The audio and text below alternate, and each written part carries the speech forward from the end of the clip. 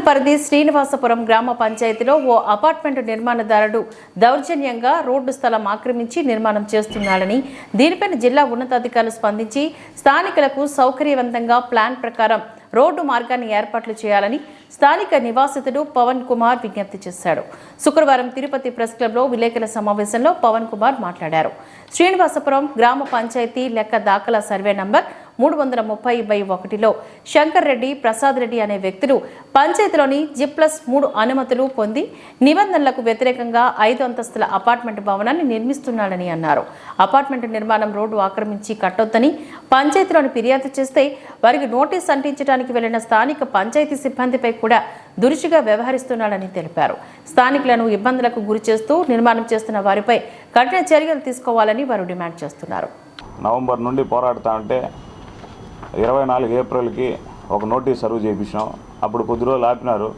మళ్ళీ ఇప్పుడు మాకు అధికారులు అండదండలు ఉన్నాయి, మమ్మల్ని ఎవరు అడగలేరు, మేము డబ్బులు ఇచ్చేసి అధికారులందరినీ మేనేజ్ చేసుకుంటున్నామని చెప్పేసి బహిరంగంగా ఒక అడ్వకేట్ వచ్చి, అడ్వకేట్ అని చెప్పి, ఆయన అడ్వకేట్ అని మాకైతే తెలియదు, అడ్వకేట్ అని చెప్పి బిల్డింగ్ దగ్గర నిలబడుకొని ఎవరన్నా నోటీసులు సర్వ్ చేసేదానికి పోయినా, నోటీసులు అంటించేదానికి పోయినా మీ మీద కేసులు పెడతామని చెప్పేసి అందరినీ బెదిరిస్తున్నారు. ఒకసారి మీరు ఈ వీడియో చూడొచ్చు. పంచాయతీ సెక్రటరీ అయితే ఏమి, ఎవరైతే ఏమి,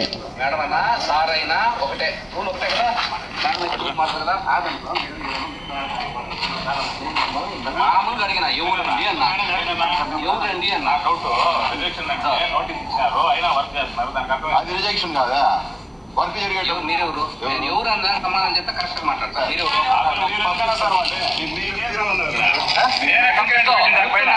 ఒక పేదవాడు ఎక్కడన్నా ఒక చిన్న గుడిసెలు వేసుకుంటే ఇమ్మీడియట్గా పోయి అందరూ కొట్టేస్తారు.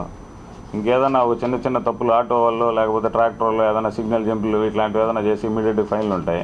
ఇట్లాంటి బిల్డర్లు ఎంతసేపు వచ్చేసి మాకు వాల్ సపోర్ట్ ఉంది, వీల్ సపోర్ట్ ఉందని చెప్పేసి 20 అడుగుల రోడ్లలో కనీసం పార్కింగ్ కూడా వదలకుండా వీళ్ళు అక్రమ కట్టడాలు కడతా ఉంటే, మాకు వర్షాకాలంలో ప్రధాన సమస్య ఏంటంటే చెత్త వర్షాకాలంలో చిన్న ఆటోలు ఆ సందుల్లోకి రాలేవు. పెద్ద ట్రాక్టర్లు వచ్చినప్పుడు అసలు చెత్త తీయడం 4 రోజులకు 5 రోజులకు ఒకసారి ఇట్లాంటి సమస్యలు వస్తాయి.